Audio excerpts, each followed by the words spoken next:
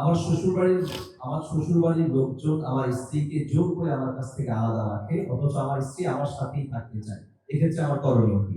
আপনার ও প্রশ্ন, ঠিক আছে ভাই। অনেক কমবখ্ত বাপ মা আছে, হতভাগা বাপ মা আছে, কপাল পড়া। মেয়ে স্বামীর সংসার করতে চায় কিন্তু বাপ মা বাধা দেয়, আছে না নেই? মেয়েটা ভালো কিন্তু বাপ মা ফুসলায়, আরে আমার ভাতের অভাব পড়ছে না কিন্তু চলে আস। এর মতো কপাল পড়া বাপ মা আর হতে পারে না।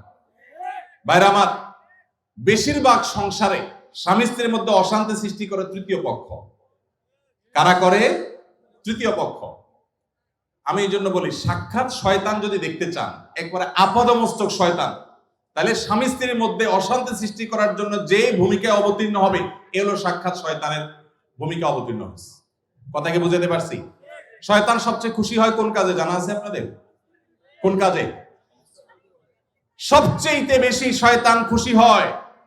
কোন সংসার ভেঙে দিলে, স্বামী স্ত্রীর মধ্যে বিচ্ছেদ হলে। আপনারা হাদিস শুনছেন, প্রসিদ্ধ হাদিস, শয়তান তার সিংহাসন পানির উপরে স্থাপন করে এবং শয়তান তার চেলাদেরকে ছেড়ে দেয়।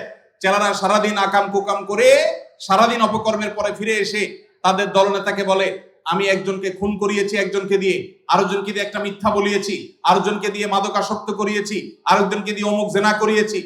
তখন শয়তান বলে, হ্যাঁ অবশ্যই কিছু না কিছু করেছ। কিন্তু যখন কোন শয়তান এসে বলে একজন স্বামী স্ত্রীর মধ্যে বিচ্ছেদ ঘটায় দিছি, তখন শয়তান বলে তুমি সবচেয়ে বড় কাজ করছো। সে সবচেয়ে বড় খুশি হয়। যে সমস্ত পুরুষেরা মহিলাদেরকে অথবা পুরুষদেরকে উস্কায়, দেখবেন যে অনেক মহিলাকে যায় অনেকে বলে, ভাবি আপনার মতো মানুষের সাথে ভাই রাগ করে কেন? মানে আপনার মতো এত ভালো, এত ভদ্র, এত রূপবতী মানুষটার সাথে রাগ করে যে কেমনে? এত পাষাণ সে কিভাবে হয়? বুঝবেন যে এই লোক হলো সাক্ষাৎ ইবলিস।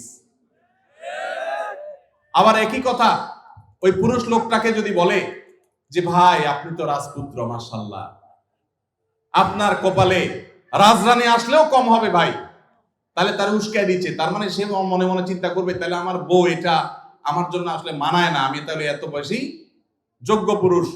তাহলে তার স্বামীর সাথে, তার স্ত্রীর সাথে তার দূরত্ব বাড়বে কি বাড়বে না?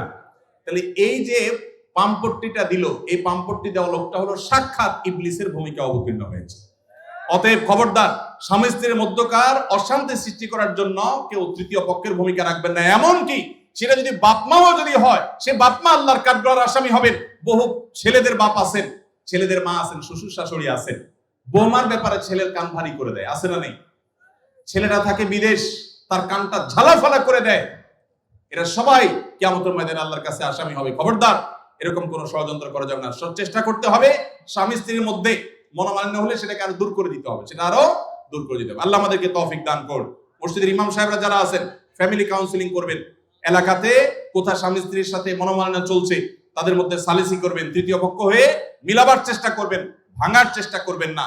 আল্লাহ আমাদেরকে তৌফিক দান করুন। যে মা বাপ তার মেয়েকে ফুসলাচ্ছে স্বামী সংসার না করার জন্য, যৌক্তিক শরঈ কোনো কারণ ছাড়া যদি এটা করেন, তারা কবিরা গুনাহে লিপ্ত হোক। তারা মা বাপ সন্তানকে তারা আল্লাহর নির্দেশ থেকে বাহিরে তারা নিতে চাচ্ছে। ফ্যামিলি ব্যবস্থাপনা এবং দাম্পত্য জীবনের সুখ শান্তি ইসলামে খুবই গুরুত্বপূর্ণ বিষয়। আল্লাহ তাআলা আমাদেরকে বোঝার তৌফিক দান করুন।